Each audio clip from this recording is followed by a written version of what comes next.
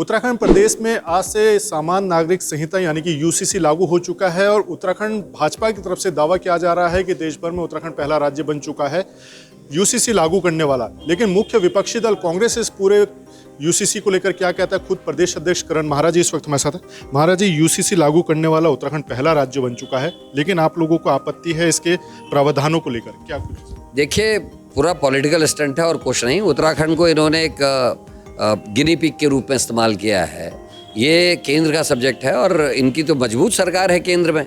11 साल हो गए जिस सरकार को, जिसमें नरेंद्र मोदी और अमित शाह हैं। क्यों वहाँ से लागू नहीं हुआ? कई इसमें ऐसी धाराएं उपधाराएं हैं जिनको बदलने के लिए इनको लोकसभा में पारित करना आवश्यक होगा, लेकिन ये इसको उत्तराखंड में लागू कर रहे हैं। अगर इसका जुडिशियल रिव्यू अगर सुप्रीम कोर्ट करेगी तो एक दिन भी नहीं टिकेगा। दूसरा, इसकी एक जो मूल भावना है वो ये है कि जो भी इससे प्रभावित होंगे उनका प्रतिनिधित्व समिति में होना चाहिए। वो नहीं है। 5 में से केवल 1 उत्तराखंडी है, 4 बाहर के लोग हैं अगर समिति का आप अध्ययन करें। दूसरा, इसकी जो भाग 3 है वो घोर आपत्तिजनक है, जिसमें सहवासी संबंध का है। मेरा देश, मेरा उत्तराखंड इसको इजाज़त नहीं देता। हमारे यहाँ कोई परिवार, कोई ऐसा नहीं है जो ये चाहेगा कि उनकी बिटिया बिना शादी के सहवास करे या किसी के संग संबंध स्थापित करे या रहे। ये बहुत घोर आपत्तिजनक है। 378 से लेकर 389 तक 12 धाराएं इसमें घोर आपत्तिजनक है, जो हमको स्वीकार नहीं है। इसमें यह भी दिया गया है कि कोई व्यक्ति जिसको 1 साल उत्तराखंड में हो गया वो किसी के संग संबंध बना सकता है रजिस्ट्रेशन करने के साथ। मतलब किराएदार बन के आओ, यहाँ रहो, उसके बाद रजिस्ट्रेशन कराओ, हमारी माँ बहन के साथ रहो, उसके बाद तुम कुछ संपत्ति, कुछ पैसा दे के यहाँ से चले जाओ। ये हमको स्वीकार नहीं। ये बैंकॉक नहीं है सर, कि जो आप हमारी देव संस्कृति को, हमारी देव भूमि को कलंकित करने का काम कर रहे हो। ऐसे इनकी सोच, इनके मंत्री के बयान और हालिया दिनों में जैसे 2 इनके मंडल अध्यक्ष जमानत में हैं और अंकिता में इनके पुलकित आर्या इनके मंत्री के बेटे हैं। इनकी जो महिलाओं के प्रति जो सोच है वो स्पष्ट हो गई है इससे, यूसीसी से भी।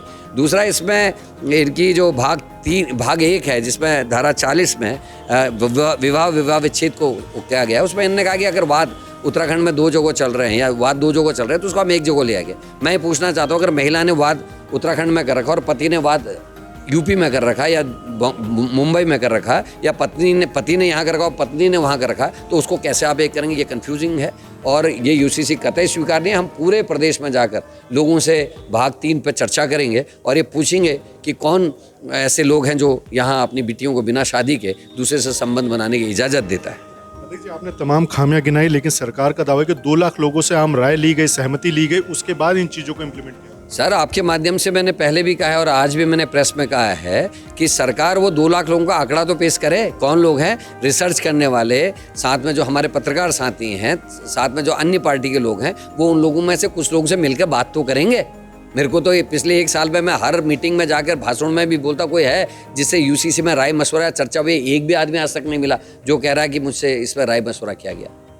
अगर सरकार की बात की जाए तो सरकार सीधे तौर पर इम्प्लीमेंट कर रही है। लगभग 1 साल से ज़्यादा हो गया इस पूरी कार्रवाई को चलते हुए। आप लोग लगातार आपत्ति कर रहे हैं, लेकिन फिर भी सरकार ने इम्प्लीमेंट कर दिया है। आगे क्या कुछ? हम गांव-गांव, घर-घर जाके इस पर बातचीत करेंगे। हम एक डॉक्यूमेंट तैयार कर रहे हैं। खासकर भाग 3 में जो बिना विवाह के संबंध बनाने वाली इन्होंने इजाज़त दी है, उस पर हम लोगों से राय लेंगे, लोगों से बातचीत करेंगे। कांग्रेस का एक कार्यकर्ता घर घर जाके इस पर बात करेगा और भारतीय जनता पार्टी की असलियत बताएगा। जो इनके मंत्री ने बयान दिया कोटद्वार में और जिस तरीके से इनके 2 मंडल अध्यक्ष जमानत में बाहर हैं, पुलकित आर्या का केस है, संतरेसा में जो इनका मुख्य आरोपी है 14 साल की लड़की के रेप और मर्डर में, वो इनके ओबीसी सेल का सदस्य है। इन सारी बातों को रखते हुए अपना पर्चा लोगों तक पहुँचाएंगे, लोगों की राय लेंगे और लोगों को बताएंगे कि बीजेपी की मानसिकता हमारी बहन बेटियों के प्रति क्या है।